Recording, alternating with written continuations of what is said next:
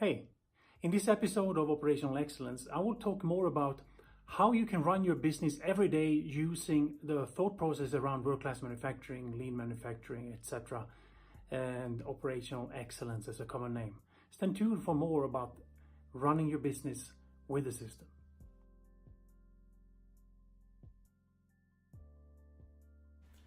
Hi, my name is Johan Mylov. I am the founder and CEO of Lean Dimensions International.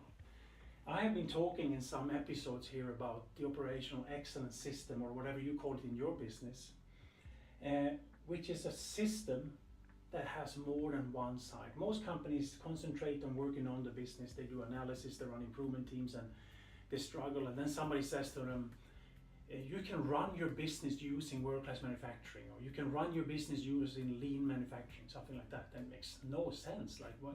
How do I do that? Should I just run improvement teams now suddenly? No, because what often, I would say most of the time, companies and people fail to do is to explain that this is one system that generates everything for you. There's one side of working on the business where you disassociate yourself from the content and look at the people and the processes. So watch the family, watch the movie. There's another side that you transform the ownership of the output from improvement teams, but also the people in the organization. It's a transformation. On a culture side, which we often say, don't we? We have to change the culture, thinking that's going to happen by itself. No, it doesn't. You have to do something, right? And what is culture? What is the definition of a culture? We use this definition: everything you say and do, and how you say and do it. For us, that also includes what you don't say, right? So culture has to be worked on. It doesn't just, it happens actually. It just happens naturally, but you want it to be a specific culture, you need to work on that. And here's the thing, is that biggest issue with culture is often that this side, every day when we are working, we are constantly asking for what is the output, what was the result today, why wasn't it good, and then kind of hammering people a little bit and start talking. I go to businesses where they talk very badly about people, that, oh, they're lazy over there, they take a chance to go and relax and whatever. You know, that comes often from frustration. Nobody wants to talk like that about people, but they don't know what to do. And the frustration comes out as a bad mouthing a little bit, right? And we don't want to do that. I'm sure you really don't want to do that. That's why you're looking at this video. But what do you do then? Well, you need to have a system. And it has to be clear what a person is supposed to do. You can't focus on results, because I can't focus on results on its own. It doesn't help me. I can focus on what I can do something about. Performance control system bears in mind that you can only change and affect two things in life. That's not really correct, but two things to get a better output is what I mean. You can add time, work overtime and get more output normally, but all the problems are with you now when you work overtime, right? And you can reduce your losses. The definition of a loss is everything outside of ideal. So if you go from point A to point B, there's a straight line. Or you can go a little bit zigzag like that. You have a loss, right? It's a ridiculous example maybe, but just to give you a picture of what it means.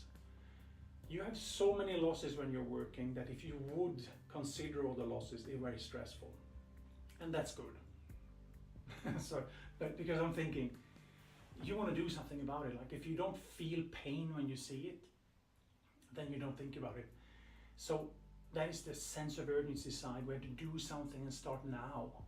But not only scaring people, right? We want to get them an idea of what they can do and how we can drive. Because just scaring people doesn't help for sense of urgency, because people are already maybe afraid what's going to happen to them. They're going to run and hide, right? Complacent people might actually get going.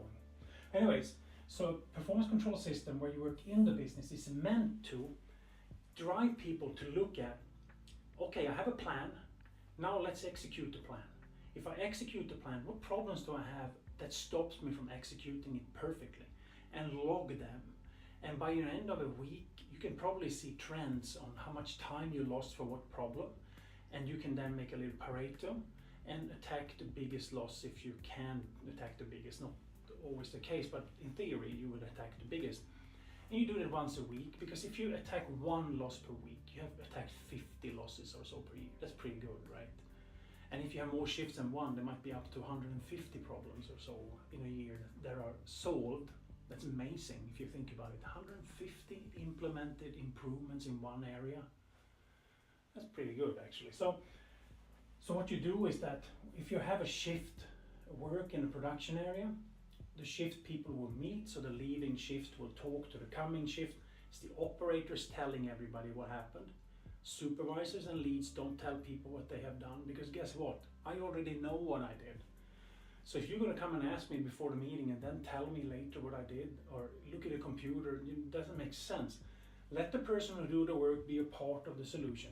So they talk and tell you safety, quality, delivery, cost, people, training, whatever you're looking at, and let them explain where they are on the situation there. And they tell the coming shift what they'll be doing, and the next meeting it's a switch, so then the new shift talking to the next shift. And the operators get involved. Once a week you analyze things and you come together and say, can operators attack the problem? Do we need help to attack a problem, or is it a safety issue? So you put them in 3 categories and you analyze it like so. Okay, then you summarize things on a daily level, because you need to maybe ask maintenance to go to one place and quality to another, whatever, so you direct people. And that is what's happening every day. If you work in an area that's non-manufacturing, you still have losses. Everybody has losses. You can still look at what stopped me today from performing like I should have been able to perform.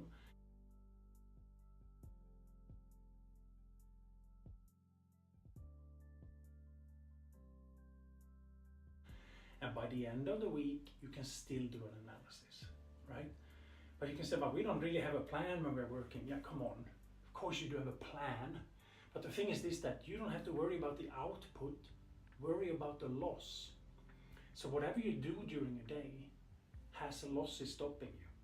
So what are the losses? Focus on that and you'll be much better off, right? I hope that makes sense. Focus on the loss.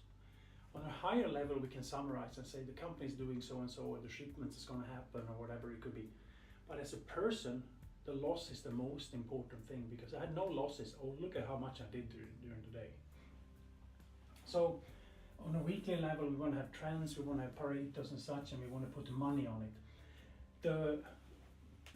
If you look at the planning horizon you have, like a management team might have a financial plan for a month, per month, and they look at the data every month. So their PCS meeting is monthly, maybe looking at the KPIs. On a shift, they have targets for every shift, so there's a shift meeting. So plan, do, check, act happens on different paces, but there's the same type of content. So that is just the thought process around working in the business. It's hard to let go of, we have to ask about the result, because otherwise people don't care. But trust me, if they care about time and losses, the result comes. The result is an effect of time and losses. It's not lack of focus, it's more focus on results, but focus on what you can change. Okay, so the working in the business is the third side of the whole operational excellence system. Like and share this video for me. Send me an email. Shoot an email to me now. Ask me what we can do to help you to get going. Because here's the thing. IQ and EQ equals unity and results. So how do you get the emotion and the logical implementation on this side? And where do you start? From the top or from the bottom? That is something that we can discuss. It's unique for every business. But I can definitely help you out. My team can help you out to make sure that we start in the right place for you to get the effect as fast as possible. Again, thank you so much for listening.